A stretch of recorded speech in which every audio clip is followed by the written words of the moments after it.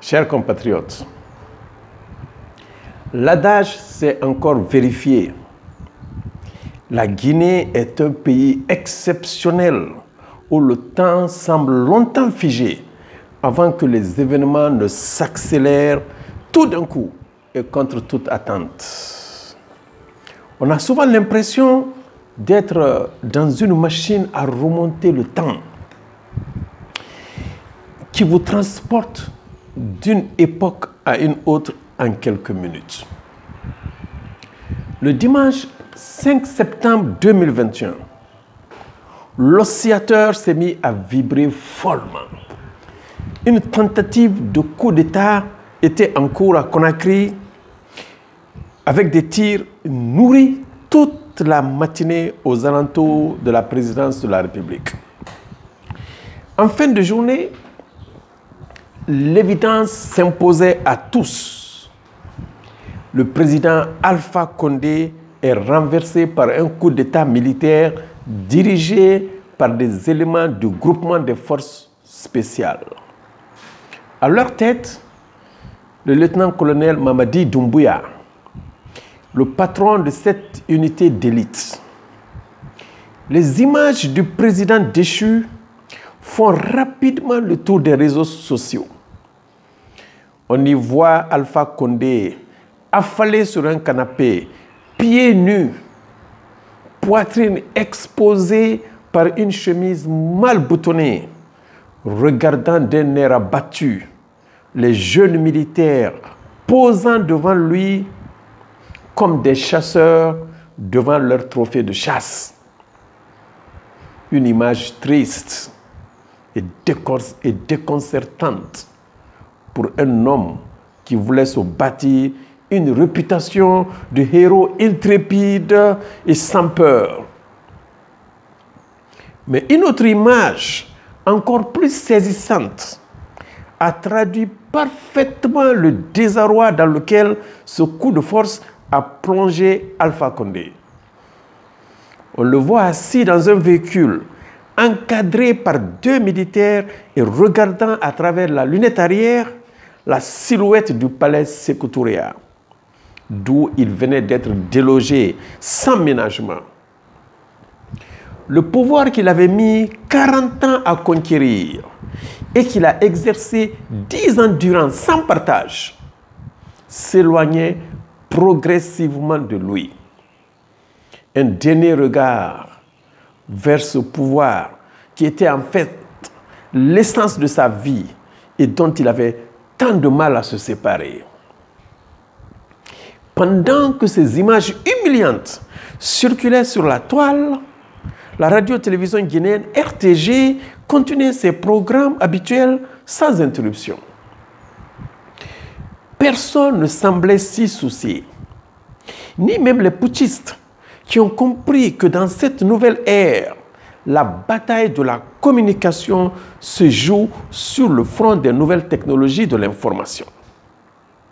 C'est seulement en fin d'après-midi que les nouveaux maîtres du pays vont se rendre à la RTG pour faire leur déclaration de prise de pouvoir sous la bannière du Comité national du rassemblement et du développement CNRD.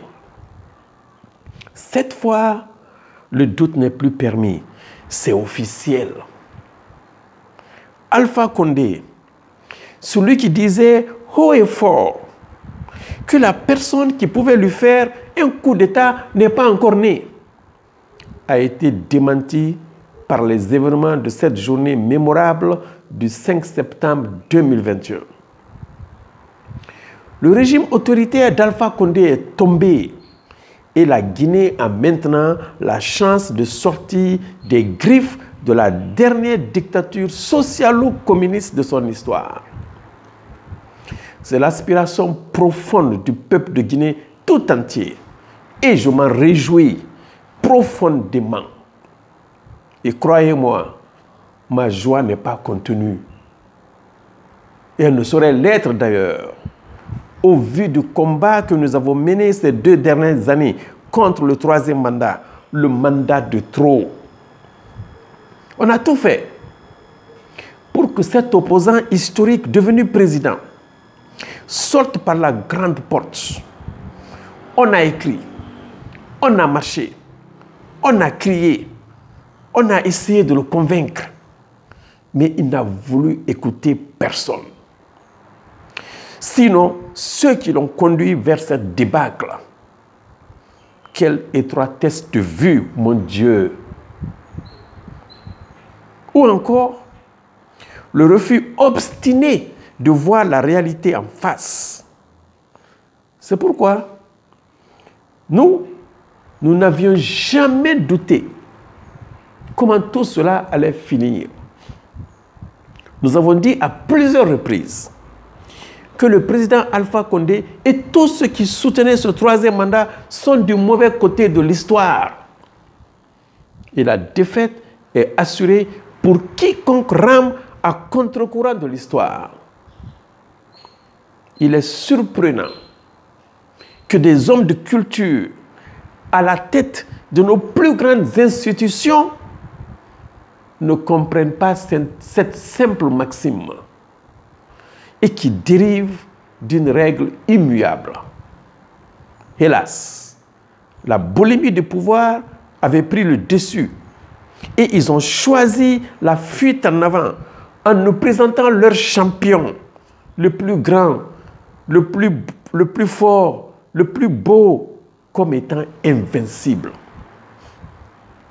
Mais au plus fort de la crise, lorsque la cause semblait perdue, nous avons tenté de rassurer nos amis de rester sereins et de poursuivre la lutte et de continuer les manifestations. Dans ma chronique du jeudi 26 mars 2020, je rappelais que le régime d'Alpha Condé est né dans la douleur et le sang et qu'il partira aussi dans la douleur et le sang. Et j'y ajoutais que le dictateur sera vaincu et il disparaîtra à jamais de notre horizon politique. Et notre pays sera enfin libre, car Alpha Condé sera le dernier dictateur en Guinée. J'ai dit aussi à nos amis, les politiciens, qu'il ne fallait pas se préoccuper de cette nouvelle constitution et des institutions qu'Alpha Condé était en train de mettre en place. Je leur ai dit de continuer plutôt les manifestations, car le jour où Alpha Condé partira, on mettra sa nouvelle constitution dans ses valises pour qu'il embarque avec dans l'avion qui l'amènera loin, loin de la Guinée. J'ai dit à nos amis d'éviter de gaspiller de l'énergie dans des élections truquées à l'avance et que tout cela allait finir par une transition. J'en étais sûr et certain. J'ai été jusqu'à leur dire que nous étions déjà en train de préparer la transition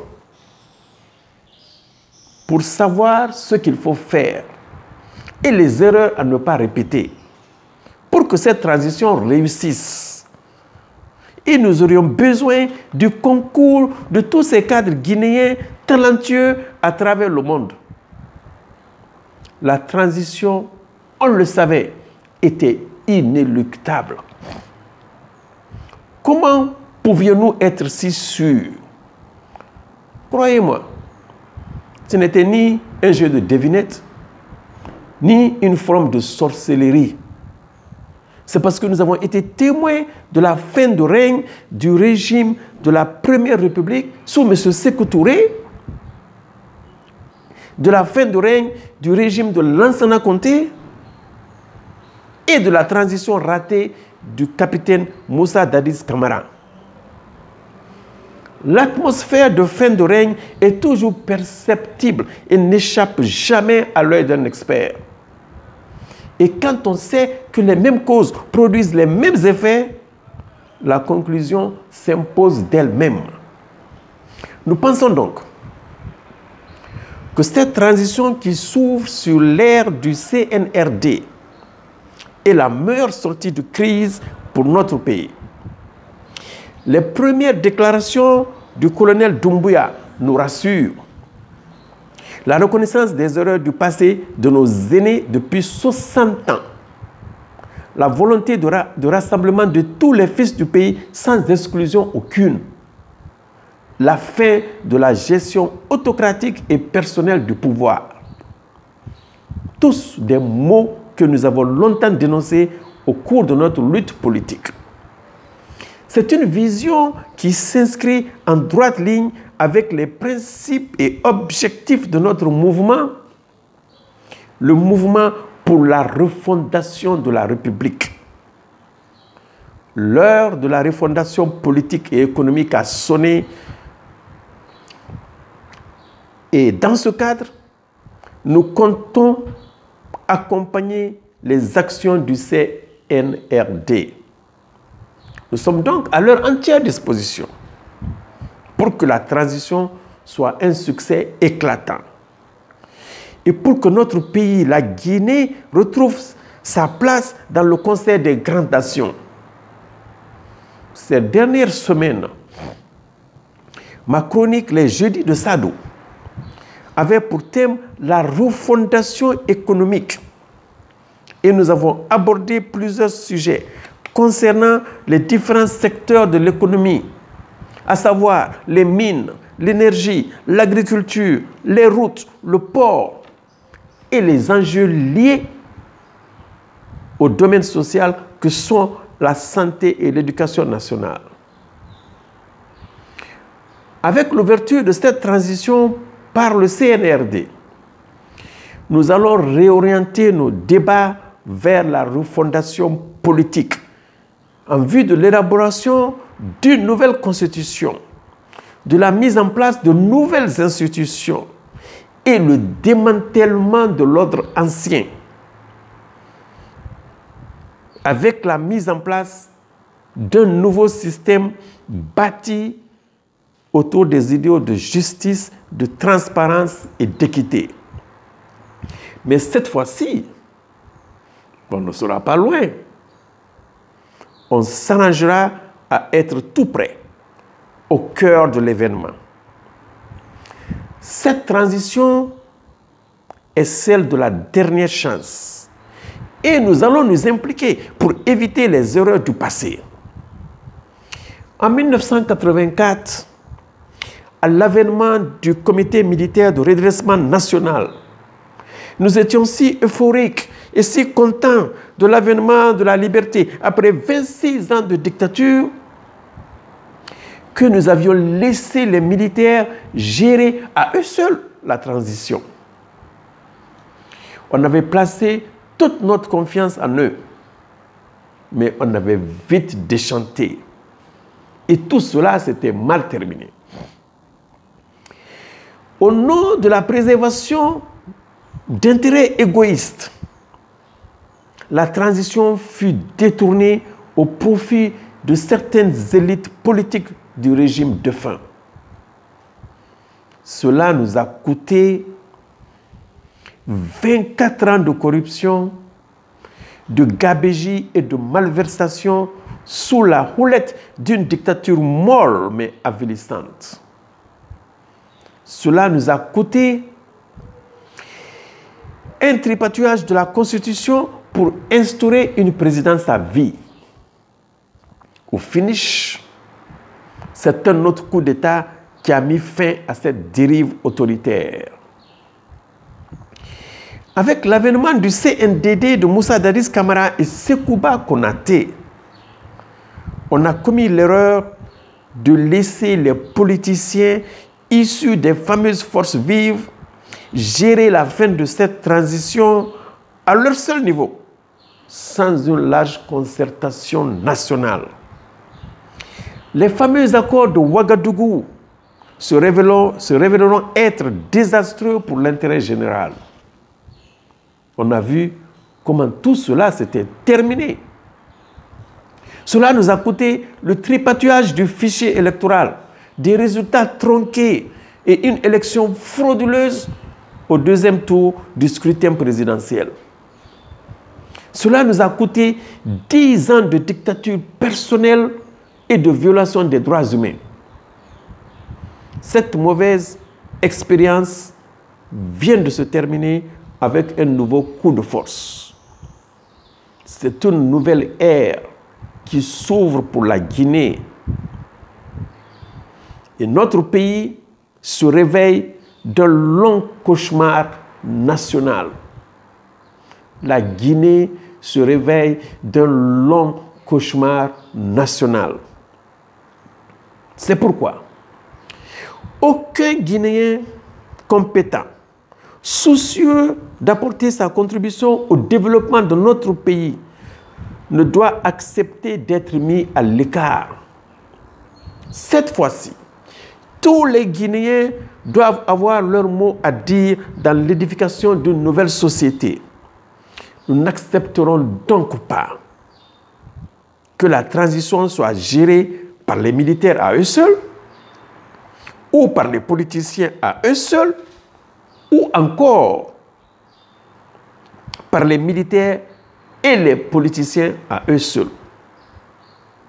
Il faudra mettre en place un mécanisme et un processus par lequel tout patriote qui le désire pourra s'impliquer dans la refondation de l'État guinéen. Et le peuple doit être consulté à chaque étape. Mais d'ores et déjà, nous disons non au recyclage des cadres qui ont plongé le pays dans cet abîme. Non à l'impunité, car ceux qui ont commis des crimes de sang et des crimes économiques doivent répondre devant la justice. Nous ne voulons pas de chasse aux sorcières, ni de règlement de compte, mais tous ceux qui ont géré la chose publique doivent rendre compte de leur gestion. Que personne ne soit traîné dans la boue, d'accord, mais le bilan des anciens dirigeants doit être examiné et passé au peigne fin.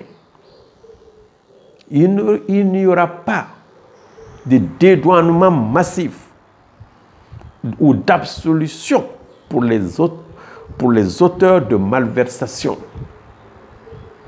Nous serons donc aux aguets et nous veillerons à ce que cette nouvelle transition ne soit détournée au profit d'intérêts égoïstes par des opportunistes ou autres individus tapis dans l'ombre.